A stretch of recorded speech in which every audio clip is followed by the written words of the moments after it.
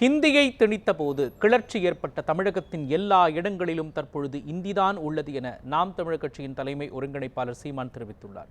சென்னை விமான நிலையத்தில் செய்தியாளர்களுக்கு பேட்டியளித்தவர், ஹிந்தி மொழி உருவாகி 500 ஆண்டுகள் கூட நிறைவடையாத நிலையில் அதனை நாட்டின் பொது மொழியாக மாற்ற முயற்சிப்பது கொடுமையான செயல் என்று கூறினார். ஒரு மொழியை அதன் தேவையிருப்பின் மக்களே கற்றுக்கொள்வார்கள். அதற்கு பதில் அதனை கட்டாயமாக புகுத்த நினைப்பது நல்ல அணுகுமுறை இல்லை எனவும் சீமான் தெரிவித்தார்.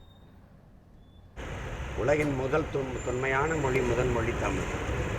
சிதைந்து அழிந்து இன்னைக்கு காலடிகளை நாங்கள் பிரிங்கி இருந்தாலும் இங்கே பல்வேறு மொழிவழி தேசிய இனங்கள் இருக்குது. இப்போ எங்கள்லேருந்து பிரிந்து போய் 1800 ஆண்டுக்கு முன்னாடி கன்னடம், பிறகு 600 தெலுங்கு, 1600 அப்புறம் 500 ஆண்டுகளுக்கு முன்னாடி மலையாளம், துளு எல்லாம் வந்துருக்கு. இந்தி உருவாகி எவ்வளோ நாள் இருக்குன்னு நினைக்கிறீங்க? எவ்வளோ ஆண்டுகள் இருக்குன்னு நினைக்கிறீங்க? 500 ஆண்டுகளை கூட தொடலை. அந்த மொழியை இந்த நாட்டினுடைய ஒரு பொது மொழியாக எல்லா மக்களினுடைய மொழியாகவும் மாற்றிடணும்னு நினைக்கிறது எவ்வளோ பெரிய கொடுமை இது.